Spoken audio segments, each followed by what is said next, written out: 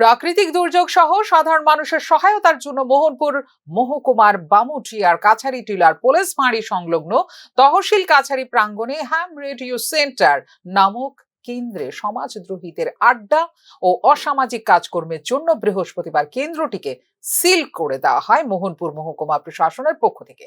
বামুটিয়া তহসিল কাছারির মাঠে এলাকারই অরূপ ধর নামে এক ব্যক্তি জনস্বার্থ সম্পর্কিত কেন্দ্র খুলেছিলেন, যেখানে ডিজাস্টার ম্যানেজমেন্টের তরফে জনগণের স্বার্থে পরিষেবা দেওয়ার কথা থাকলেও প্রতিদিন এই কেন্দ্রে সমাজদ্রোহীদের আড্ডা ও অসামাজিক কাজকর্মের কেন্দ্রস্থল হয়ে দাঁড়িয়েছে বলে বিভিন্ন সময়ে অভিযোগ করেছেন এলাকাবাসীরা। এলাকাবাসীর অভিযোগের ভিত্তিতে ঘটনা সত্যতা যাচাই করতে বৃহস্পতিবার কেন্দ্রটি পরিদর্শন করেন মোহনপুর মহকুমা শাসক সুভাষ দত্ত। জনগণের অভিযোগের সত্যতা যাচাই করতে তালা কেটে ভেতরে প্রবেশ করে বিভিন্ন অসামাজিক কাজকর্মের প্রমাণ পেয়ে সেন্টারটি সিল করে দেন তিনি।